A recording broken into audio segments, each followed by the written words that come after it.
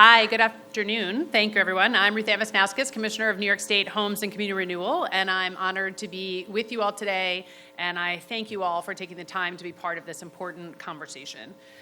As announced in her State of the State address, Governor Hochul is confronting the housing crisis that we have in our state. She has a plan to make sure that New Yorkers not only have access to the housing they need, but that those homes are safe, that they are healthy, and that they are affordable. The focus of our discussion today is on the governor's commitment to drastically reduce lead exposure risk in rental housing. Elevated lead levels are a particular problem in places with aging housing stock, and they have tremendous impacts not only on the health and well-being of children, but on the economic health of families and the entire state. I commend the governor for tackling this issue head-on, and I'm really thrilled to be part of the solution. Before we begin, I'd like to acknowledge a few of the folks that are with us here today. Mayor Evans, County Executive Bello, and of course, Congressman Morell. Thank you so much for joining us today.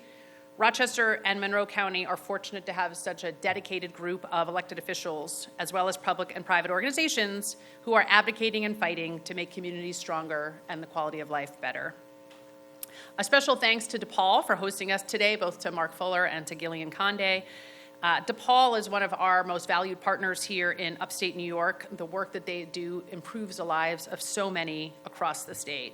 They are unique in their wingspan. I have been to their projects up the Thruway in Cheektowaga, in Oswego, in Cayuga County, a project called Port Byron. There are so many DePaul projects. I'm really extremely proud of the work that we do together, and this is an incredible example of that. I actually don't know that I've been in this room. It's really beautiful even to look up in here. As the commissioner, as a parent, I love all my children equally, and as a commissioner, that same sort of narrative follows through, and that each of these projects I feel the same sense of sort of pride and affection for. This development is a shining example of the extraordinary impact that affordable housing can have on a community. A beautiful new building that stands in a spot that was once occupied by blight and decay. It has 150 quality affordable homes with supportive services to help the most vulnerable residents thrive in a place that they call home. Upper Fall Squares Apartments connects residents with health, wellness, and job training through the expanding Anthony Jordan Health Center right across the street, and is a key element of Northeast Quadrant's revitalization. This is truly a beautiful and appropriate setting to have a conversation about New Yorkers' housing needs. It's a true privilege and an honor to work side by side with the governor who's made housing the cornerstone of her administration. Her comprehensive housing agenda will ultimately make our state an even better, more inclusive, and more affordable place to live for all of us. And now I'm extremely proud to introduce Governor Kathy Hochul. Governor.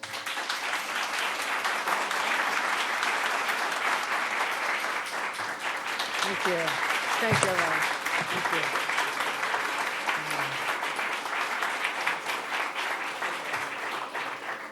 Well, it's great to be back here. I was here literally Friday.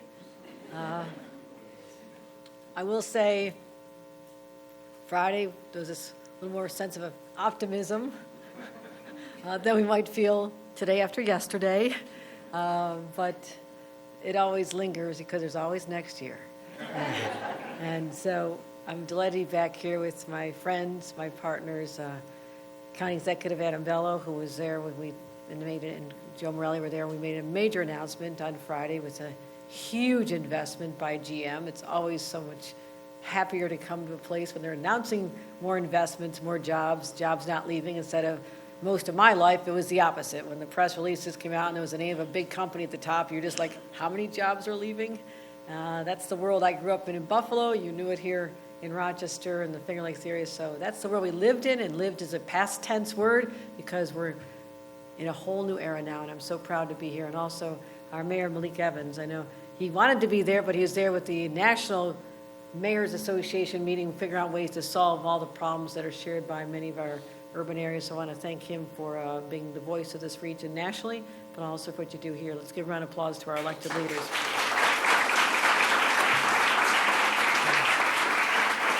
And Ruth Ann Wisnauskas, who travels everywhere.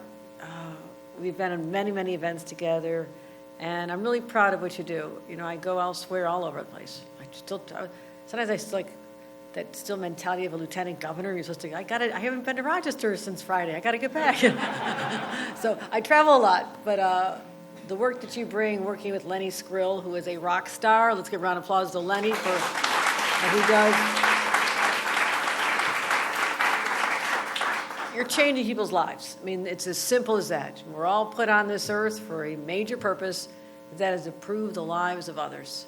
And you do that every day in your work, and I'm proud to be associated with you and your ideas and implementation throughout the next 4 years and beyond. So we were here last month to announce $10 million worth of downtown revitalization projects, including a 76 affordable housing and supportive housing unit, just like we have at this beautiful facility here with 150 units. I mean, this Upper Falls Square is extraordinary. And Paul, I thank you for all you've done here, and to your leadership team. And I know Gillian Condi's here, and Mark, and just thank you. Thank you for knowing that there's many ways to earn a living, but to change someone's life by giving them the dignity of a good home, which I think is a basic human right, is really transformative. So we are in a different place now, in a very positive place, and I feel really good about that. And as we talk about where we go next, I'm always focused on the next years, the next decade, and what we're leaving our kids and our grandkids. Now that I'm a grandmother, I get to say that. I'm leaving our grandkids. But it really puts on us a special responsibility, a moral obligation to make sure that the people we call our neighbors in our communities have some of the things that we don't have. My parents may have started out in a trailer park. My little brother was born, and the story is he slept in a drawer because he didn't have room for a crib. And I came along 9 months later, and we moved into a little flat. But we always had a roof over our head.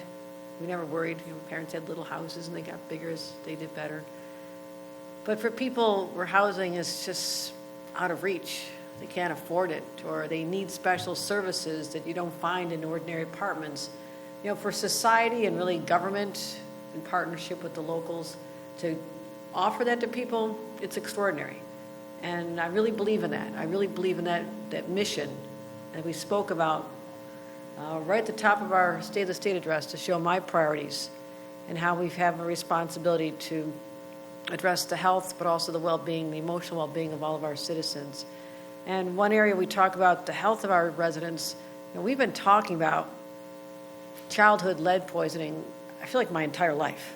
I don't know when this was first discovered as a problem. I know they stopped, putting lead in paint decades ago, and one would think that, well, it must be over now, right? How are we still talking about this in 2023? But it's real. It's real. It doesn't just go away when you paint over it with another kind of paint. It doesn't go away. The chips are still there. The window sills that the kids are playing on, they're always moving. Chips are coming off, and sometimes it's near the cribs. And there's no amount of lead that's safe. There's only a little bit. That's not safe. And that's the reality we're living with. And so we also talk about the lifelong educational and behavioral consequences of this exposure on kids and their families. Results in higher number of kids having special needs. It results in diminished kidney function, pregnancy risk for adults. And it's also economic. It affects an individual, it affects the family, but it's also economic. It's additional assistance needed in school with special ed. It's additional medical costs. It's loss of possible job opportunities. And there's literally a connection between an increase in exposure and lead poisoning to higher involvement in the criminal justice system. So there's a trajectory that is not going upward, it's going down. This can take someone down. It's no fault of theirs. No fault of theirs. They did nothing wrong other than live in a home that still had exposure to lead paint. So even just down the road in Buffalo, we had 450 kids diagnosed with exposure to lead poisoning, and the data generated was that's going to cost another $94 million over a lifetime in lost wages and social assistance needed. Statewide, 7,000 kids. 7,000 kids in this day and age. Not the first year it was discovered, decades later. We have 7,000 children who've tested for this high lead levels every single year. It's wrong, but I point out the other areas because I'm putting a spotlight on Rochester. We're doing it right. This is a shining example of what happens when you have a commitment from your elected leaders and their community partners to say no more.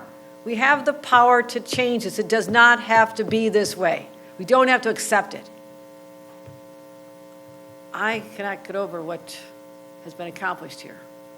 And it was once one of the hardest hit cities. I mean, all the statistics you don't want to be in, you don't want to be in this one. You do not want to be known as one of the worst places for children to be exposed to lead exposure. It all changed in 2005, a while ago. And the city adopts a lead-based poisoning prevention ordinance. Mouthful. But it's just common sense. You know, when a city government steps up and say we have to do something, they determine that they can make a concerted effort to remove lead from homes, have training to keep families safe, what to look for. And since that law was enacted, 85% drop in the number of children testing positive for lead poisoning. 85% drop. You know how many more children are now liberated from the shackles that would have been there had they been exposed and all the ill effects I just described? You know how many children will have none of these strikes against them? Because the city government made a decision to do something that was responsible. They went from 3,500 cases in 2005 to 530 in 2021. Look at that drop. Other places it's going up. So I view Rochester as a shining star, a real example. And I come out of local government, 14 years in local government. So I happen to know that local government often is the incubator for the best ideas. You know, your towns, your cities, your counties. No offense to Congress, Joe, but I spent some time in Congress, and I'm sure it's a nice incubator for something, too. You let me know. But Joe knows because he started in local government, too. I mean, Joe knows it percolates up. And what this city has done, in my opinion, is not just a model for New York State, it's a model for the nation. And that's what I'm putting here today is a special spotlight on this, because we all agree that kids deserve to live in a healthy environment. So in my State of the State address, with Rochester top of mind and the extraordinary accomplishments here, we proposed a program to drastically reduce the risk of lead exposure in rental properties. The state will apply and fund, now in your local government, you like the word, and you're going to fund it, right? A lead inspection requirement right here in Rochester in the 23 hardest hit cities across the state. We were going to, outside of New York City, they have their own lead prevention program, but here's how it works. Rental units before 1980 were required to undergo inspection every 3 years, what you do in Rochester. And they'll have to identify and put forth any risk areas. The owners of the properties that fail these inspections will be required to remediate the lead hazards in order to keep their certificate of occupancy. It's a requirement. And we're going to assist these landlords in creating these safe conditions. We'll be providing state funding to help defray the cost of inspections. I mean, they have to do the inspections every 3 years, but we'll help you with that cost. We're not trying to make your job impossible. We want you to continue to offer these homes to people. And we'll also support renovations where conditions are so dangerous that they need to be identified or remediated. We'll also be providing staff to local health departments to help roll out the program and ensure compliance. There's many levels that deal with this. And so, in our opinion, following the Rochester model, these are just common sense investments, because every dollar we invest in lead remediation, they estimate a return on that dollar investment of $307. So how do you not make that investment? And that could result in a net savings of $3.5 billion for New York State. So let's do that. Let's get that done. Let's make it statewide. Let's brag about what Rochester's done. I thank you. Thank you. And just to recap what the commissioner talked about, we're also, in addition to this, making existing homes safe for residents, as they should be. That should never be in question. We also want to make sure that there's equal access to housing, people of all income levels. Because right now, our state is experiencing something quite unprecedented, because many of us who are older grew up during that time when we had the brain drain and the out-migration and all the young people leaving. There are a lot of houses, populations of places like Rochester and Buffalo, they dropped dramatically. So there's plenty of houses, there just weren't any jobs. We started to not have any people. So what has happened now? It's actually really good. The good part is there's jobs, there's investments, there's opportunities. We produce the smartest young people in the nation who go to our great world-class universities. right here in Rochester in the Finger Lakes region, our colleges, community colleges, we are the best. So now we have a situation where employers want to come, they want to invest here. I mean, just down the road, we've got to find room for 50,000 people because of Micron.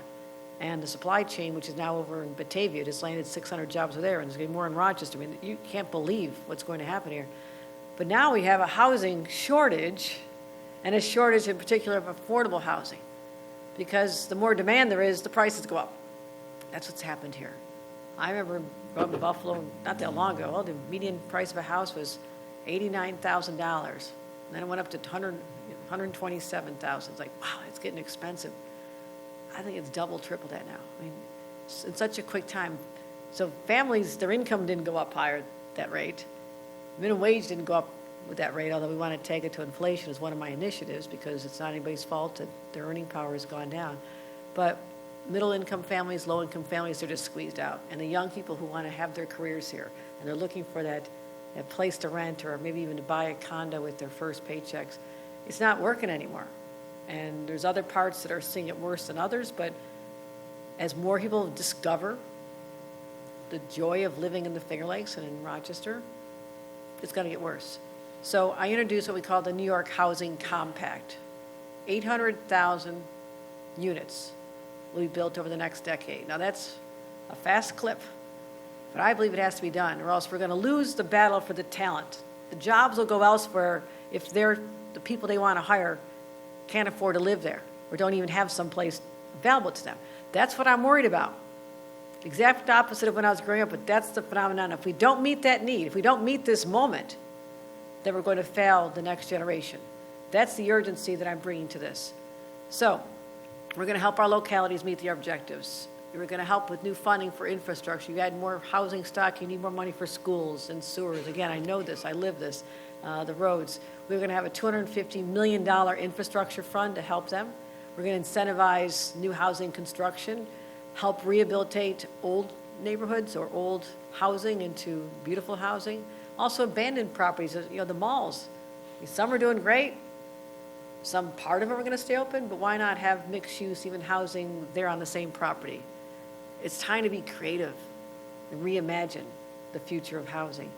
And also, if there's danger, some of the properties are dangerous to live in, we can take some of those abandoned ones and convert them with assistance from the state, improve property values. And so there's so many areas where, we can help people. And the cost of living, as I mentioned a couple of times, it keeps going up. It's been a really cold, brutal winter. My heat's still out in my house since Christmas Eve. I was in Buffalo. Pipes burst. Moved my heating system. Drywall's a mess. Around my house yesterday trying to make some dinner and I couldn't find anything. It's all heating units all over the place. But we'll get through it. I'm doing fine. Don't worry about me. But but it's really cold. I just want to tell you, it's really cold. So the question is, do you keep the thermostat turned up, when it works, or you're going to put food on the table? That's a choice for too many families, especially in the Northeast, especially in cold areas like Western New York and the Finger Lakes. So we're going to help tens of thousands of low-income individuals upgrade their appliances, make them more efficient, add more insulation, help them switch to fossil fuels, which in the long run are cheaper. So we're going to help them as well. So we want our local communities to step up, keep building. We'll help them meet their costs. We'll work to help remediate the lead paint by helping, again, defray the costs, and also finally achieve something which is required of us. It's required of us to be bold. And I need every single community, the tiniest little hamlet, all the way up to our big cities, to step up and say, we're in this together. We're New Yorkers. We have this once-in-a-generation opportunity to show that we can build, we can overcome all the institutional barriers, all the local resistance, all the other issues that have gone on a long time, because that way our kids can raise their families in the same community they were raised in. Because I don't want any more kids to have to leave this state as much as they want to stay, not because they can't find a job, because they can't afford to live here. We won't let that happen. That is my quest, that is my mission, that is a sense of urgency I'm bringing to it with every fiber of my body. I'm excited about it. I love a big challenge, but all of you in this room are part of this, and I thank all of you for being willing to step up, add your voices to what we have to do here here in Rochester and across the great state of New York. So we're supposed to do this. It's bold. It's what we expect from ourselves, but we're going to do it. And with that, I'd like to introduce our mayor, Mayor Malik Evans, and talk to us about what this program has done, taking care of little kids, not having to be exposed to something that, maybe many of their predecessors or even older siblings had to encounter, but we stop it right now. We fight the violence in our streets. We're working together on that. We have more to announce on that very soon, but this is an important part. Is in someone's own home, they should not become sick because of the environment they live in. That's a basic human right. Mayor Evans. Mayor Evans. Did I call you Mayor Evans?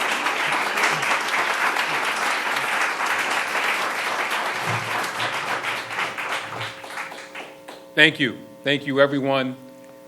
I had the honor of attending the governor's inauguration, and she said she wasn't there to make history. She was there to make a difference. And I submit to you, ladies and gentlemen, we are blessed to have a governor that is doing both. Give it up for our governor, Kathy Hochul. I spent a week in D.C. with other mayors, and one of the things mayors talk about are our governors.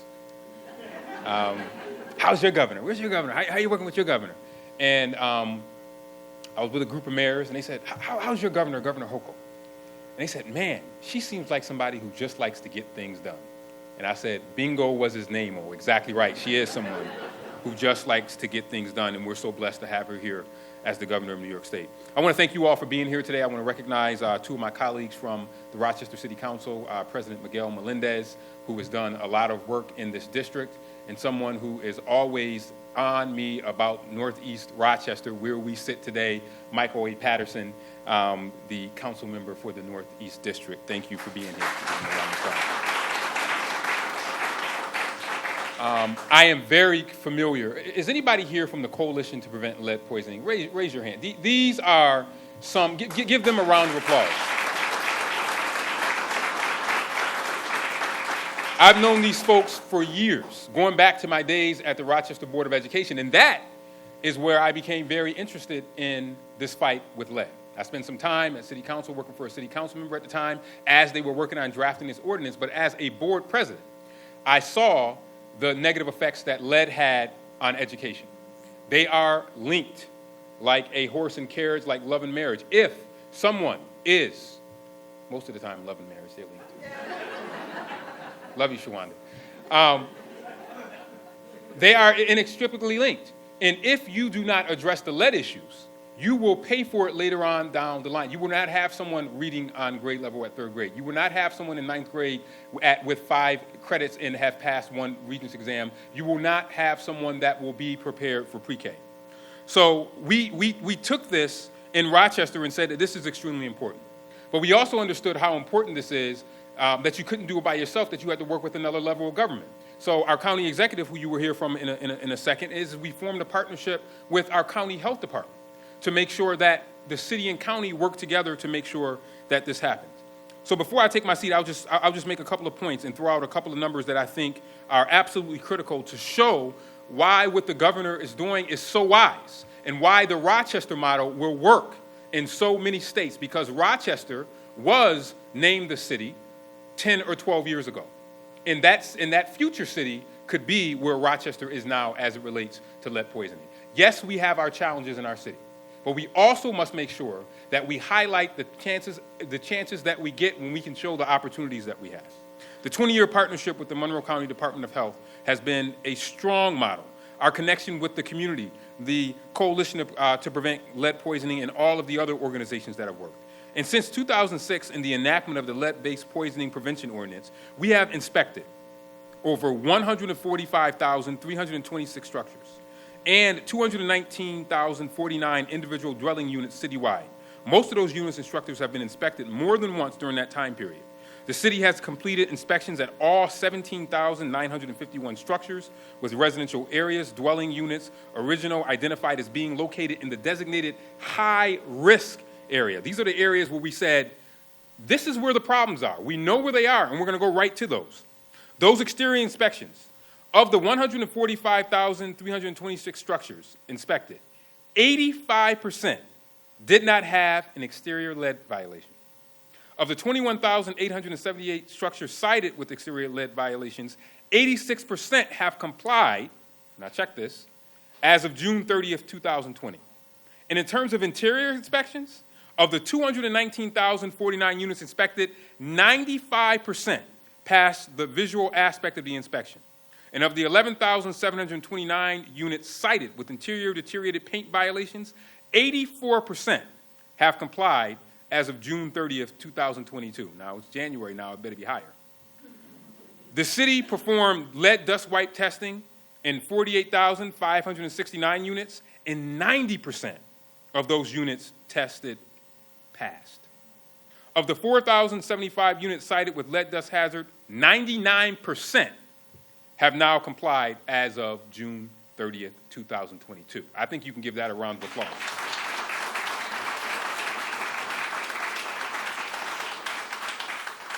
What gets measured gets done, and we want to continue to measure it.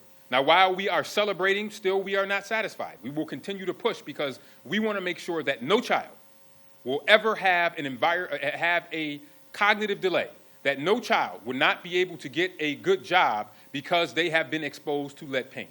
We know what we need to do, and I want to applaud the governor for recognizing Rochester and making sure that she brings this to the rest of the state. And I also want to thank her for her commitment to affordable housing. It is something, and being here in the Northeast is one of the areas we have built the most affordable housing units because it is where it is the most need, and we've done that as a result of this governor and her team, and we are just getting started, and that will continue. Now, without further ado, I want to bring up a great partner in government, someone else who I would say who is just interested in getting things done. We're together today, and I'm sure we'll be together 2 more times today. A great partner in government, one of the greatest county executives, I believe, in New York State, County Executive Adam J. Bello.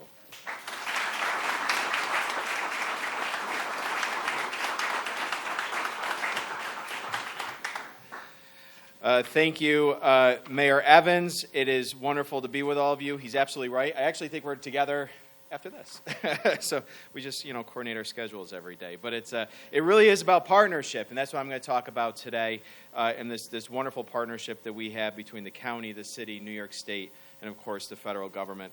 But first, I do want to start by thanking our governor, Kathy Hochul, for drawing attention to this continued dangers of this lead poisoning poses for children, not just here in Rochester, but across the state. Governor Hochul is a proven leader when it comes to protecting our most vulnerable residents, and that includes our children. It's a fundamental responsibility of government to protect the public's health and ensure that everyone has a chance to succeed, and Governor Hochul is leading the way. Governor, thank you for your partnership and your commitment. It's an honor to be, of course, with the commissioner here today in Rochester, Lenny. Where'd Lenny go to? Lenny? Oh, always good to be with you. And, of course, my congressman and my friend, Joe Morelli. Thank you for your support of lead paint poison remediation as well. I also want to recognize my public health director, Michael Mendoza. Dr. Mendoza is here as well. 2 of my colleagues in the Monroe County Legislature, Mercedes Vasquez-Simmons and Sue Hughes-Smith. Thank you for being here. And of course, I know the mayor called them out earlier, but I am just completely delighted to see my friend Mel Callan and Elizabeth McDade from the Coalition to Prevent Lead Poisoning. Thank you for all of your work that got us here today and really put us on the map. Monroe County was an early partner in the Coalition to Prevent Lead Poisoning, helping to create and fund the model that Governor Hochul is here today talking about expanding through New York State, a model that ensures that more children and families are protected against the dangers of lead poisoning. Now, this is a 20-year partnership, and it really shows the value. Public officials, we talk about collaboration and partnership a lot. This is a perfect example, a shining example of how collaboration and partnership really can move the needle, really can make the difference and save lives in a community. This partnership between New York State, Monroe County, the city of Rochester, the federal government, and local community organizations such as the Coalition to prevent lead poisoning is nationally regarded as a model for lead poisoning prevention, having been recognized with the EPA's 2009 Environmental Justice Leadership Award. The effects of lead poisoning are not fully reversible, but lead poisoning itself is entirely preventable. And Monroe County has a story to tell. Since our program began, we have seen an 80% reduction in the number of children reported with lead poisoning, a decline that is more than 2.5 times higher than the rest of the state. When the child is exposed to lead, even an amount as small as a packet of sugar, it can cause serious health issues, learning disabilities, and negatively affect a child's long-term health. So what is the county's role in solving this? At age 1 and 2, every child is mandated to be tested for lead levels in their blood. Those levels are then provided to the Monroe County Department of Public Health, and when a child has high lead levels in their blood, our team kicks into action. We provide medical management, educational intervention, and environmental investigations for the families of children who test with elevated blood levels. We work with parents and guardians and landlords to ensure that hazardous lead conditions are safely eliminated. We provide lead poisoning prevention education to the public, to daycare providers, medical providers, community and parent groups. Public health is one of our top priorities, and that means preventing lead poisoning. Parents and families need to know that their homes and their children are safe. Governor Hochul, we here in Rochester stand ready to help, and we support this vision that you have to expand this initiative statewide to help save children's lives by providing a safer housing environments and preventing lead poisoning. And we want to thank you for your commitment to Monroe County and to Rochester, and for elevating this issue and recognizing that lead paint poisoning is a serious public health issue. So we all need to get together to fight for our future, fight for our children, so we have a future where no child is impacted by lead poisoning. Ensure that every child who calls our community home has an opportunity to lead a healthy and successful life. And with that, I'd like to next invite up another one of my partners in government, a fierce advocate for Rochester and Monroe County, who helps to bring funding through the National Institute of Health, infrastructure funding to Rochester, so that we make sure we move the needle and we make that difference that we're charged to make. Congressman Joe Morelli.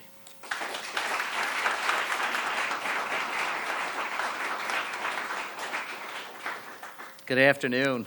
So nice to be with everyone. I want to first of all thank the governor for getting the right size podium finally. It's a privilege to be with you.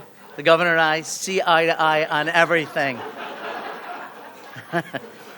So I do want to thank, first of all, the county executive for his friendship and his leadership, and for that kind introduction. I love working with him on all the many things that he's doing, along with my friends in the county legislature, and of course, Mayor Evans, another great partner.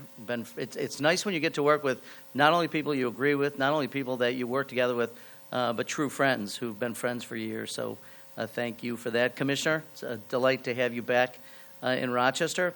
I do want to give a shout out to, I don't know where Lenny is, somewhere in the crowd. Lenny, we love when you're in Rochester, although usually you bring a check with you. So next time, make sure you bring a check. But we love having Lenny here, and he spends a lot of time in Rochester, which we appreciate. I want to give a shout out to Vinny Esposito, who's also somewhere in the room, a longtime friend and partner who's doing great work. Gillian's already been acknowledged, and DePaul, but it's always nice to, where oh, there you are. With the mask on, it takes me a little while, but Gillian, thank you, and thank DePaul for all the extraordinary work you do. My colleagues in government from City Council as well. And most of all to the governor for not only being here, and it is true, seems like you're here a lot, which we welcome. You can keep coming back over and over again. We were together Friday for a great announcement, but the mayor said something which is certainly true of Governor Hochul, that she wants to make a difference. And so when people talk about, in our business, you hear a lot about, let's get things done. Let's get things done. Getting things done isn't the measure of what we do. It's getting the right things done. It's making sure that you're investing your time. And frankly, when you're the governor, so many things coming at you and so many different things to deal with. But it's making sure that people are focused on the right things. that people are spending their time, their energy, their resources on things will truly make a difference in the lives of people, and Governor Hochul has done that. And today we celebrate two different things that are inexorably linked, which is improving and expanding affordable housing, 800,000 affordable housing units in 10 years. It's almost hard to imagine that we would build roughly 80,000 new units a year. No one has made a commitment in the governor's office, and I've been around a long time, so I know this. No governor that I've known has ever made anywhere near that kind of commitment to affordable housing. And so, Governor, I can't thank you enough for that commitment, but also to make sure these are healthy homes. And the mayor has acknowledged, and the county executive, Rochester has a long history in this space. In fact, I hate to say this, Elizabeth and Mel, I really think of lead poisoning when I see both of you. They're longtime friends. I don't mean that in a bad way. It's just, I mean, it's a long-time commitment. And I think Adam mentioned this. It's the dedication to it. It's the partnership. It's also the continued focus. You don't do this for a year or two. You do this for decades and decades. And, you know, others have talked about the impact on health. I won't repeat it, but I think we know even the smallest amounts of lead and other metals have a huge negative effect and impact on everyone, particularly on children. So it's always grateful to be from a community that has focused on this for a long time. And we're beginning to do a lot here in Rochester in partnership with the governor, whether it's the Interloop Transformation Project, it's the By the Block program, and the work the governor's doing really to rebuild and transform Rochester and get rid of some of the evils of the past, the redlining, the lack of equity when it comes to housing in this community. So I'm looking forward to our continued work together. I will say this, Governor, I totally agree with you. I served in the county government. I served in the state government. In fact, I still say to my wife, I'll call you when I get to Albany. And she'll say, you don't go to Albany anymore. So like, that's true. 4 years, and I'm still talking about going to Albany. But I say to her, as my father used to say to me when I'd correct him, he'd say, you knew what I meant. But I did get the chances to serve in the county legislature, the state legislature, and now in Congress. It really is local government that's doing so much of the work, so much of the modeling of programs, the really experiments and in all kinds of approaches. We do have one role, which is to supply resources. So, and I'm going to continue to fight for dollars. The infrastructure bill is the largest investment in clean energy, in infrastructure, remediating lead. We're going to continue to work together as partners, the federal government, the state government, the local government, to produce the best results for people in the ways that truly make a difference. And Governor, again, thank you for everything you do. You know we're behind you 100%. We're going to continue to work on projects that are critical to the well-being of the people in this community. So thanks so much. Godspeed.